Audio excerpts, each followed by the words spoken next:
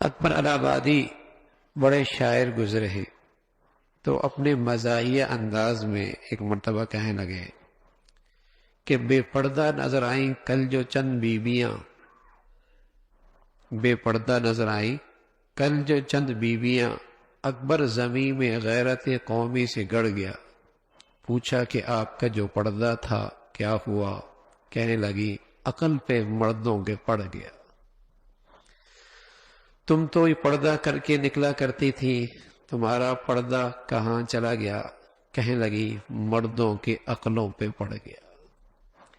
پہلے عورت کے چہرے پہ پردہ ہوتا تھا، اب مردوں کے عقلوں پہ پردہ پڑ گیا۔ بہت شدید گناہ ہے عورت کا بے پردہ بلا ضرورت باہر نکلنا۔ شرم و حیا عورت کا لازمی حصہ ہے۔ شرم و حیا نہ رہے تو عورت کی قیمت 2 کوڑی کی بھی نہیں رہتی، 2 کوڑی کی بھی نہیں رہتی۔ عورت سے نسل چڑھتی ہے، عورت سے قومیں بنا کرتی ہیں، عورت سے نئی نسل کی تربیت اور اس کی نشو و نما ہوا کرتی ہے۔ عورت کے گود سے شرم و حیا ختم ہو گئی تو قومیں ختم ہو جایا کرتی ہیں، قومیں ختم ہو جایا کرتی ہیں۔ کسی قوم کی عورت باصفات باحیا ہے تو اس قوم کی مستقبل خوبصورت ہے، اور جس قوم کی عورت سے شرم و حیا نکل جائے اس قوم کا مستقبل تاریک ہے۔ کون سنوارے گا، کون بنائے گا، کون تربیت کرے گا؟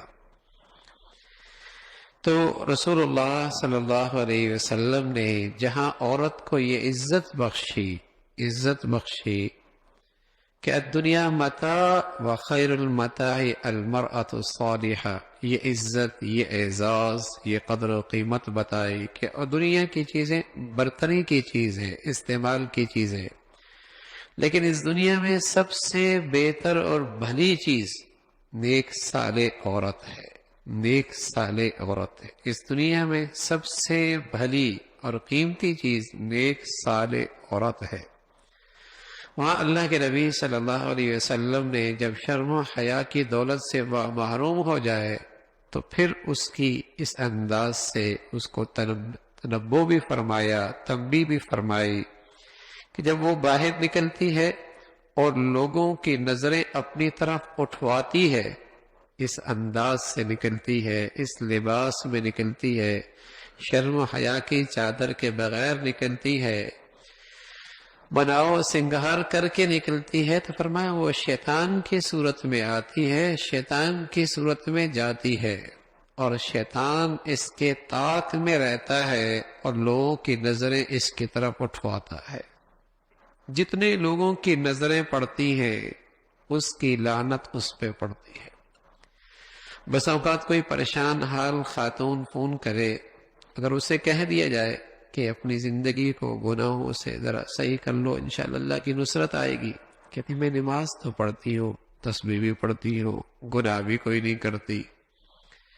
تھوڑی سی تفصیل پوچھی جائے، پردہ تو نہیں کرتی، ٹی وی تو نہیں چھوڑتی، یعنی اب یہ زندگی میں ایسے رچ بس گئے کہ ان گناہوں کی طرف نظر ہی کوئی نہیں۔ یعنی وہ اپنی بزرگی کی بھی قائل ہے، بزرگی کی بھی قائل ہے کہ میں تو بڑی تسبیح پڑھتی ہوں، بڑے وظیفے پڑھتی ہوں، بڑی نمازیں پڑھتی ہوں، بزرگی کی بھی قائل ہے۔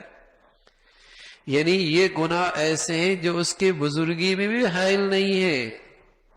ہاں، یہ ایسے معاشرے میں رچ بس گئے، حالانکہ یہ ایسی نحوست ہے، ایسی نحوست ہے، 10 آدمی نے دیکھا تو 10 آدمی کی لعنت اور نحوست پڑی، گناہوں کا ذریعہ بنی، لعنت اور نحوست پڑی، گناہوں کا ذریعہ بنی، لعنت اور نحوست پڑی، گناہوں کا ذریعہ بنی، لعنت اور نحوست پڑی، گناہوں کا ذریعہ بنی، لعنت اور نحوست پڑی، گناہوں کا ذریعہ بنی۔